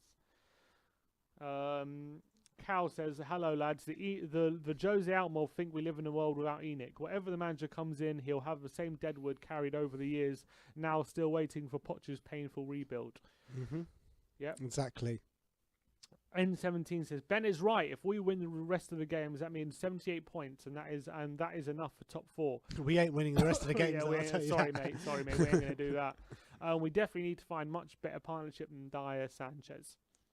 Did he actually star out Sanchez's name? And Dyer. He did both. He doesn't want to utter their name from his lips. God, you can't put them on Judas levels. Come on. Would you consider selling Son and Kane and get around 200 million if it meant all the money was spent towards getting new players? No. Well, how are we going to raise the money? Daniel, Uncle Joe's got to dig deep into his pockets. That bloody billionaire, multi-billionaire. That ain't going to happen. Sadiq Saeed says, stick with him and he might win you the Europa. He did much worse. He did with a much worse team at United and then get rid after the season. If he does win Europa and finishes like 10th, would you say, all right, you did your job, now let's move on? Or would you say Champions League football, mate? Champions League football next season. He'll deserve his chance to play in the Champions League with Tottenham. You'd say so. Yeah. Okay, and with the Champions League revenue, surely there's insight to further money coming in, and we can find a centre back. It's so imperative we get Champions League, but it's looking less and less likely, isn't it? Yeah. Irish Hotspur. Let's see what Dave's saying. He says the Jose out brigade are trying to sell the dream that another manager will walk in here and get more out of these players without investment. When in reality, the names they throw around like Nagelsmann and Rodgers, they both spent money on their squads. Yeah. And Rodgers just spent the money better. That's the truth. Fofana, what a signing. 30 million on a centre-back, 19 years old, and what a signing he's been for them. Top Absolutely quality, brilliant. mate. Top He's going to quality. get in Team of the Year probably for Fofana. Look at their midfield. Tielemans, Maddison, and Ndidi. It's probably one of the most well-balanced midfields in the league. Absolutely fantastic midfield. Like Barnes, they've done I so do well feel, with that. though, Leicester are going to lose a lot when Jamie Vardy eventually goes, because he's getting older and Yeah, older now. they'll sign someone else. Scorpion fans for life says problem at right back, highlight bad decisions to sell Trippier. He had a bad season, but was a decent player and was always better than Doherty. Let's I be agree fair. with that. Yeah, I I think we are. I think, especially us as well, who said we should have sold Trippier. Badly mistaken. We made a big mistake. We did make a big mistake, and I think the way you look at it, that year Trippier came out and he was speaking on that podcast. Can't remember what it's called.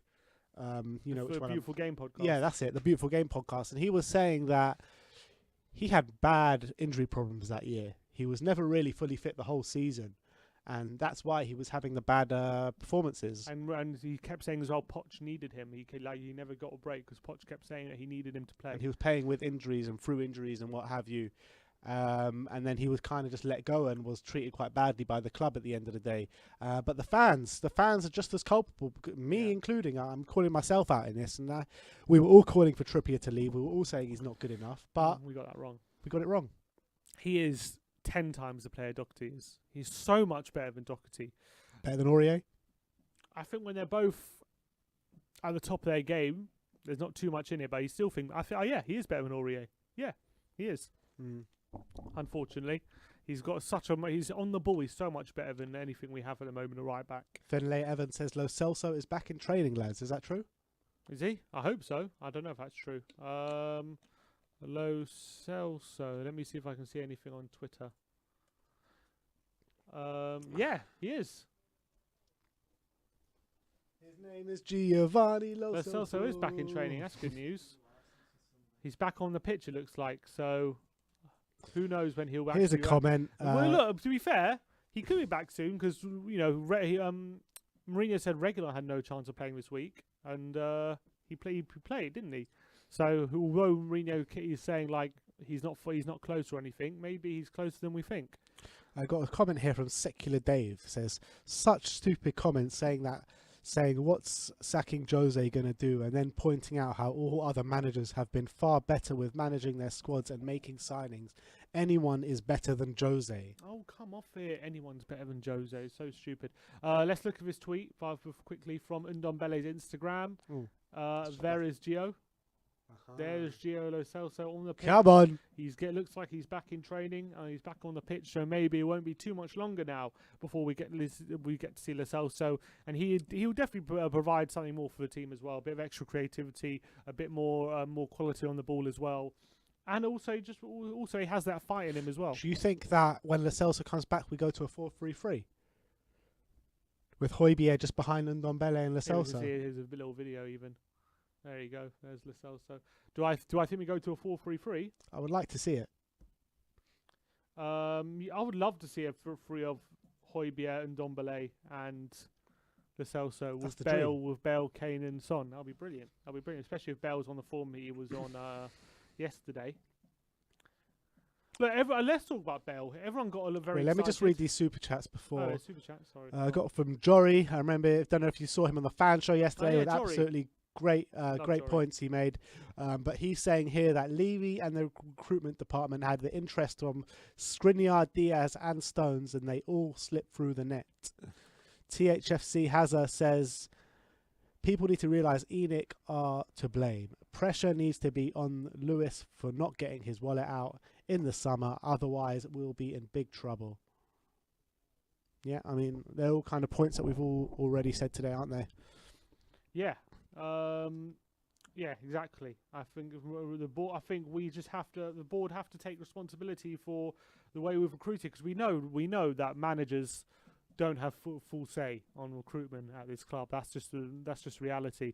Back in the day, I think it's difficult to judge in this day and age, to criticise managers for transfers, because every club now, back in the day when you had Fergie and Wenger, They had so much control over clubs, and even Mourinho back at Chelsea, they had loads of control over transfers and stuff, and it was the manager's choice who the players signed. He would get advice from the scouts and whatever, and the manager would be in control. Now there's directors of football, there's recruitment, we've got a transfer committee at Spurs. Like, the manager isn't fully responsible for transfers. So I find it difficult to criticise managers for transfers when transfers don't work out, because like I feel like he's not totally if it was up to Mourinho, we'd got Skriniar, we'd got Diaz, like, you know what I mean? Like, I think there's an easy fix for all this. I really do. What? You bring in Campos, you've been off Hitchin, and you don't give Levy a say in the transfer market apart from how much you're going to spend. You get Daniel Levy to give Campos and Mourinho a budget, and them two work out who they want, and that's the way to go, surely. Yeah, we should bring in Campos because he clearly has a good track record of finding players. Yeah, exactly. Signing them young and cheap, massive sell-on value. All you have to do is look at the list of players he's unearthed. But yeah, that's the way to go. All right. Let's see. Is there any more tweets? Jim says, think we should go back to a 4-3-3 like we did at the start of the season. We was beating teams like Man United. Ndombele amazing on the ball, but not as good defensively like Rice and Declan. I think he means probably Souček. So Højbjerg is struggling. I think the first half they probably had a point there. I think they Rice and Souček definitely had the better of the midfield battle. But I think once we grew into the game, I think we started to win that midfield battle, and Ndombele was getting more joy. I thought as soon as Højbjerg kind of rested in the game, I thought we took control of that midfield. Yeah. Towards the back end of the first half, early on the second half. Selena says, I generally don't understand why Mourinho plays Sanchez at all. Other than the height, he has nothing going for him. Abysmal on the ball, can't make a pass to save his life. Yep. Sonaldo says, still after yesterday's performance, I'm not Jose out. Until we get a better defence, I don't think you can put the blame on Jose. He rotated the centre-back pairing to try and find the best two, but I think he's accepted the quality just isn't there. Yeah, I agree with that. I think... But it's his job to be better than what he has.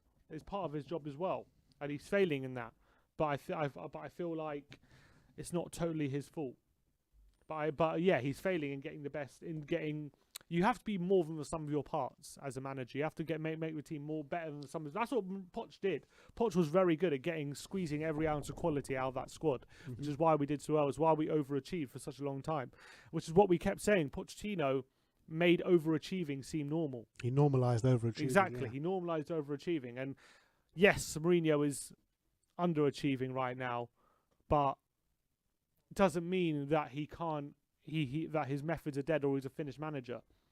It just means at the moment he is underachieving, but the tools he has at his disposal are not up to it at the moment. No, it's not. And you got to look at it. Where did we end up with Poch? Where did he get sacked? 14th in the league.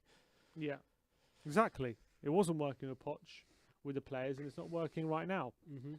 Rovshan, he says, I'm afraid of two things. First, I'm afraid Mourinho is not going to start Bale, and the other one is I think he is going to start Virgil van Dijk for the Burnley game. Probably. I don't know. THFC Joey says, this summer we need real investment, but with our board we will have to raise our own funds.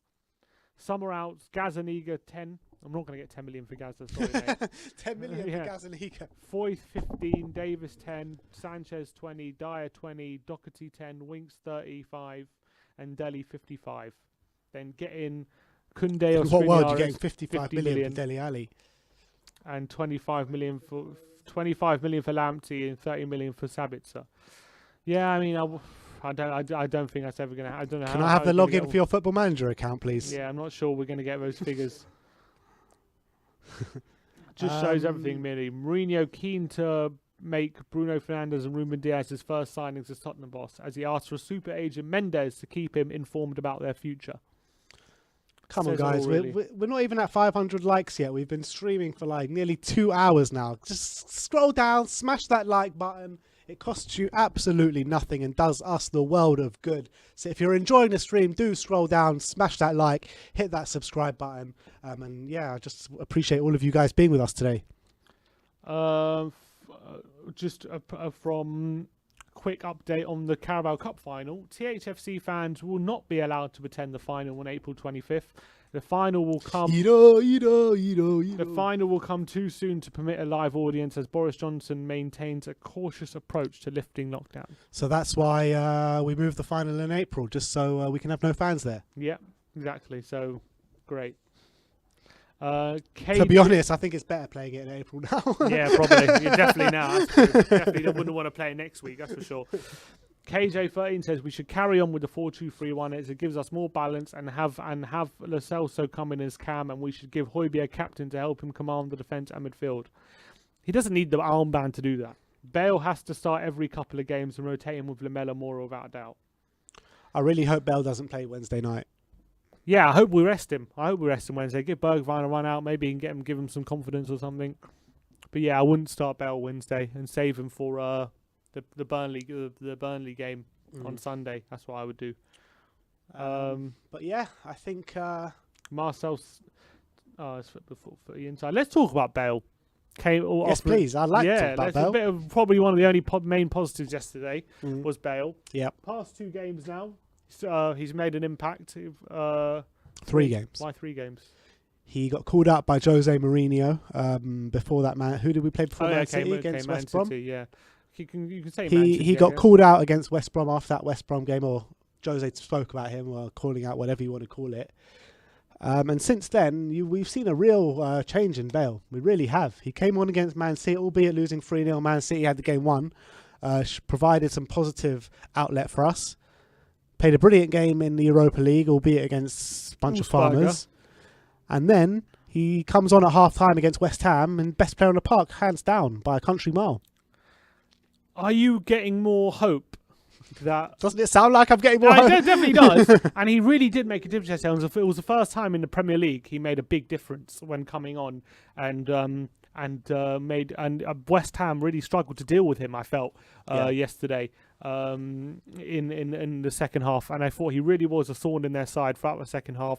He was creating things, he was getting shots off, he was working hard for the team as well, he was closing down.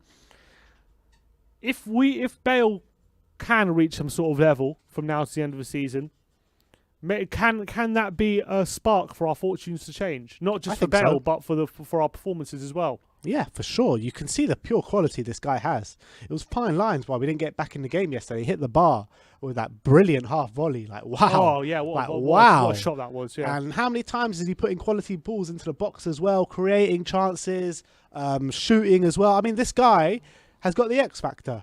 There's no arguments. He's got the X factor. It was just about him being able to trust his body, Mourinho being able to trust him and his fitness. That's what it was all about.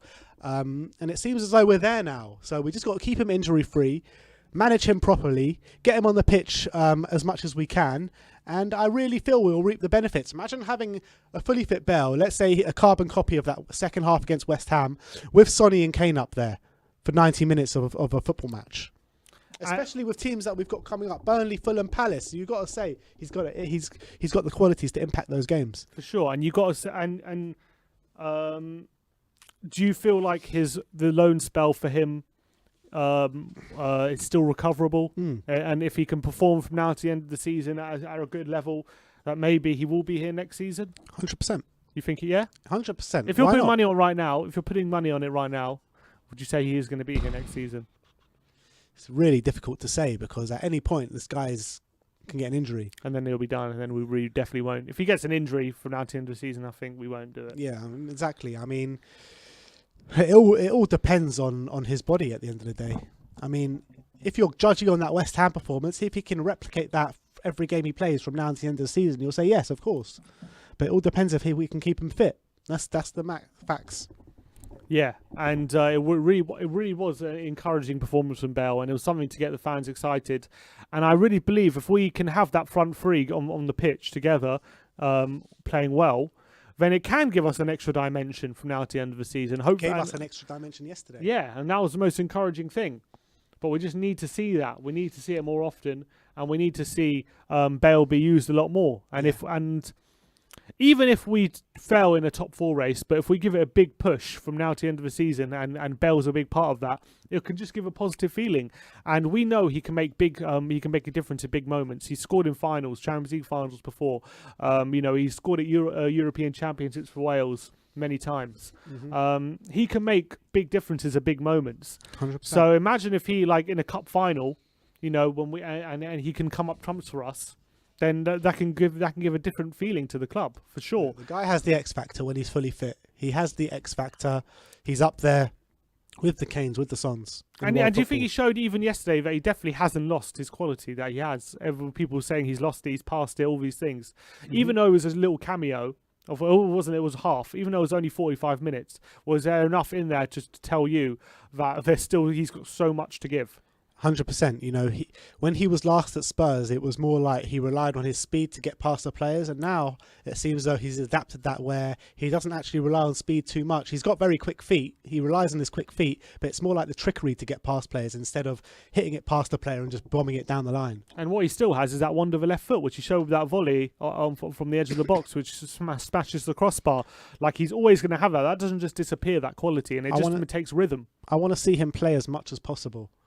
Just literally as much as possible from now to the end of the season, because that West Ham game got me so excited. It started off with the Wickham game, and then we didn't see him a while after that. And like the main point is, everyone's like, oh yeah, he could do it Europa League, he could do it in the Cups, but he's not doing it in the league. Well, he did it in the league against West Ham. Now we need to see it on a consistent basis. Yeah, and if we can get Bale playing, that could give us a new lease of life. But at the moment, we definitely need to shake something up, because 3 wins from 12 is terrible. But if we go on a run with Bale playing well, that will definitely change the mood. Definitely change the mood in the club for sure. And those things are important. The atmosphere, the momentum, the confidence, all these things are important, and people don't take those things into account. They're all very vital to how a team plays and the feeling around the club. If we don't get Champions League football this season, what do you think Kane and Son are thinking? Looking at Trippier this year winning the league, Eriksen potentially winning the league, Pochettino probably going to win the league this season, albeit in third. They're in third right now. What do you think they're thinking?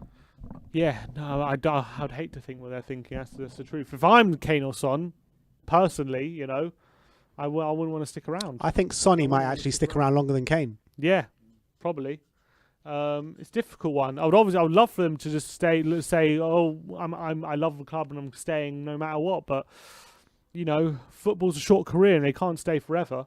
I wouldn't blame them. I wouldn't blame them at all if they decide to leave. And it'll be, and I think that's also why there's such a negative feeling around the form, because everyone's a bit paranoid about the whole situation. We've got such good players who clearly should be being in a lot better position than they are now.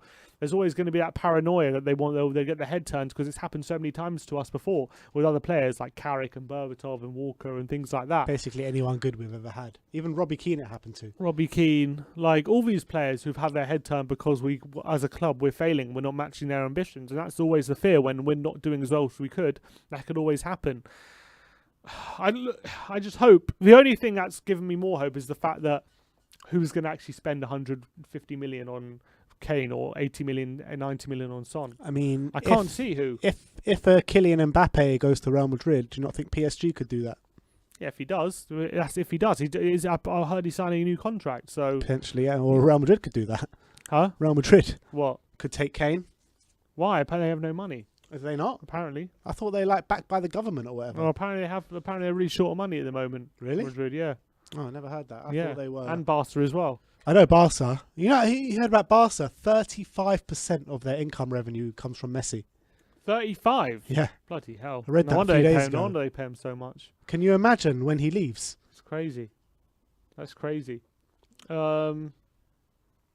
You should listen to yourselves. You should demand new owners so Son and Kane How stay. can you demand new owners? It's the most stupid thing I've heard. Demand new owners. How are you supposed to demand new owners? Like, who's there to buy the club? Who are we going to demand? Daniel Levy. We want a new owner. Find a multi-billionaire now. Get Jeff Bezos in. Come on, get Jeff Bezos in. If he doesn't buy it, it's your fault, Daniel. You know what I mean? Like we're saying Jeff Bezos. Everyone's saying get Jeff Bezos in. Like Jeff Bezos has come out and said, yeah, I want to buy Tottenham. It's the most ridiculous thing I've heard in my life. because they've built the club up to such a way, we need a multi-billionaire to buy the club, because that's the Screwing the Tuna says you got to do it like we did what we did with Sugar in the 90s. Yes, we hounded out Sugar in the 90s, but it's a completely different situation right now. Wasn't Sugar running us into the ground? Yeah, well, Sugar saved us. He saved us from going under a bit. But Alan Sugar hired George Graham. George Graham, come on, man. We're not having a Gooner legend as our manager. We have a Chelsea legend. We have a Chelsea legend. But it's different. It's not as bad.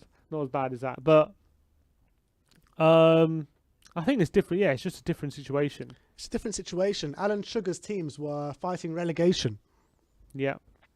And but if you look at Liverpool, yes, they spent big, but they didn't actually spend that much. They only spent the money they got for Coutinho. So it wasn't like they've invested loads of money. They've spent big because they got big. And so maybe we need to do that. Well, look, they got big for 100 and how much was 140 million for Coutinho. But I think they spent a lot more than that. Oh, they spent 75 on Alisson, 75 on Van Dijk. And what about the rest? Well, they got Keita, 50 million. They Keep got going, there's a lot more. They got who else they get? Salah, Firmino, Salah for 35, Mane for 35, Fabinho 40 million, Fabinho for 40. You know what I mean? There's so many more. Who else? Yeah, but we spent as well. Yeah, not that level. No, maybe not that level. In such a short space of time. Yeah. Don't get it twisted. Liverpool spent a lot of money. Yeah, but they got a lot of money in. It wasn't just Coutinho they got in as well. They sold other players. They sold loads. IB they got like 12 million, 20 million. IB, Jordan Ibe they got like 20. They got like 20 million for what's his name, Solanke. They got like 18 million for from Bournemouth. They sell very well, Liverpool. They sell very well, and they do get a lot of money in. Alisson, I don't know if you said Alisson. He was around 70 million. Yeah, I mean, but it's not just.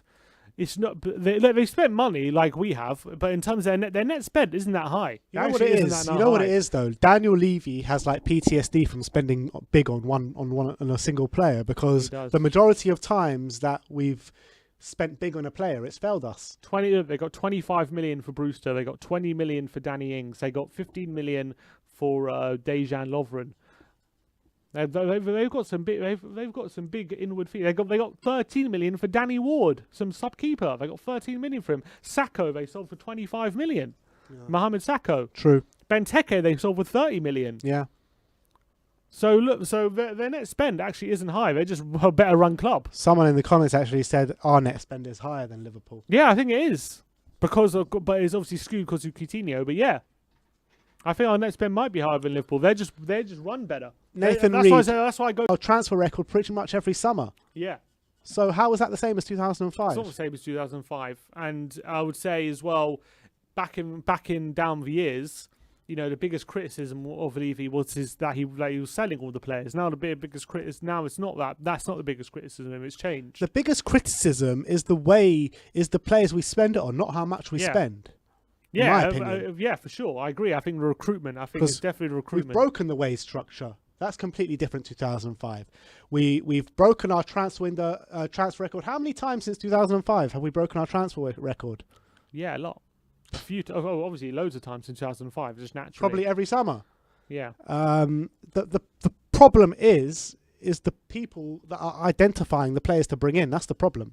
I think the recruitment's, I don't know, maybe we have like an old school recruitment or something, but it's Steve passed us by. It seemed pretty old school. It's passed us by, this recruitment strategy. We need more better people there, because at the moment, whoever's made the transfer committee needs a complete overhaul, because this transfer committee is not working. Get Campos in. Get Hitchin out. The transfer committee is not working. It's not. I don't know what Hitchin even does. What does he do? I don't know. He's on the committee, isn't he? But like I say, the recruitment is absolutely shocking at Tottenham Hotspur. It is absolutely shocking. When it comes to shocking. improving squad players, improving the squad, adding depth to the squad, we're just no good at that. We're no good at it. How many Nkudus and Njis do we need to sign to buy a proper player? I think when we're recruiting to sign a first team player, we're okay. But it's a squad game. And that's exactly what Man City do when they're buying a squad player. They buy a first team player that can go into that they're using. That's what you squad. need to do. Like for example, Bernardo Silva. They didn't need Bernardo Silva when they signed him. They had all these unbelievable players like De Bruyne and whatever, but they needed to beef up the squad a bit. So they signed Bernardo Silva for like 35 million, and he's a player who can automatically step into the first team. Yeah. We're just not going to do that. We're not going to do that. We always need, when you're signing backups, they need to be as good as your first choice, pretty much. Yeah, and we don't do that. Or you buy younger players with potential that can be better than your first choice. And the younger players that we've signed just haven't worked out. And Gian and Kudu and these people, they're just been rubbish. Yeah. Well, the recruitment on that side has been horrendous. Janssen, all these players, man, all this money spent, all this money wasted. And they're saying we don't spend money. We do spend money. We just don't spend it in the right places. Yeah. And because we're chasing that, because we've spent money in the wrong places, we can't then spend again because we've just spent big, and because of our model, we can't re-spend that money. So we're just stuck, kind of thing. Yeah. Eric Dyer on Twitter says Mourinho. Where's my phone? Mourinho said, "I am going to start the next game and the rest of the season." Oh, he's just making a joke. Danny James says, "I think if we finish 8th, don't win the Europa League, I think Kane and Son will both leave. If they are to stay, Son may stay, but Kane I still think will go. As Sim said, I can't see who will stump up 150 million for Kane right now. Only PSG or City could." Here's one from Danny Kirikow. Says, anyone noticed how poor the recruitment has been since Paul Mitchell left the club? And this is because of Levy fallout, a pattern with Levy here, and I actually completely agree with this. When did he leave Spurs? I don't know, but isn't he at Leipzig right now? Yeah, he did. He moved to Leipzig, doing really well. He left in 2016. No, he left in 2017. So May 2017. So who did he sign? At the end of last season at White Hart Lane, he left. So 16-17 was his last year. Yeah. So 15-16 was his last summer. Or the summer. No, summer after 16-17 was his last summer. He left in May 2017. That's when he left. So he signed Victor Wanyama for 12 million. That was his last signing. Did he sign Sissoko? He signed Sissoko and Janssen. Oh wait, no. When did he? 1 second. No, 15-16 was the last year at White Hart Lane, wasn't it? Yeah, no, 16-17 was. He signed Heung-min Son, Toby Alderweireld, Trippier, Wimmer, Ng, Dele Alli. Anyway, there's a lot of good players in there, that's for sure. A lot of bad players in there too. Yeah, like Kudu, Ng, yeah. Janssen. Stambouli, Fazio. Stambouli. I don't know what year he joined though, that's the thing. I think he joined with Pochettino because I think wasn't he Southampton. Yeah, wasn't he at Southampton? Yeah. So I think they joined together. But the thing is, what we keep saying, Pochettino wanted Schneiderlin, didn't he? Pochettino wanted Musacchio from Villarreal, I remember. But he always got the third choice. All our managers, not just Pochettino. Yeah, all of them. I'm sure Mourinho. Redknapp got the same. Villas-Boas got the same. Jose Mourinho got the same. You know, every manager under Daniel Levy has got the same. They want a certain player, and they get 3 or 4 notches below. We were pushing on that summer to win the league with Harry Redknapp. We wanted Carlos Tevez and Gary Cahill.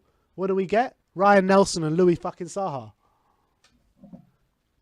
All right, well, it looks as though I think we've run out of time today, guys. It's been 2 hours. So thanks again for everyone for joining us. It's been another great stream. Had a good time discussing all the problems with Spurs.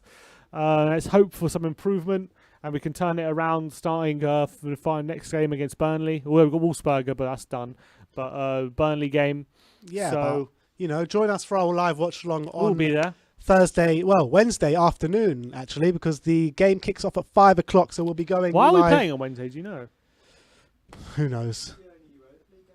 So weird. It is. But then we're playing on Sunday. I don't understand it. Well, look, I'm happy with the extra day's rest anyway. Yeah, why not? So it's better to play on Wednesday than Thursday. It's getting us ready for next season, you know what I mean? Yeah. So, look, thank you everyone for joining us today. It was good to get into the nitty-gritty of what's been happening recently. Thank you for joining us for our morning after show. Join us on Wednesday for our live watch along and post-match fan show where hopefully Spurs will be marching on to the last 16 of the Europa League. Once again, thanks for joining us. Like, subscribe and comment. And as always, come on you Spurs.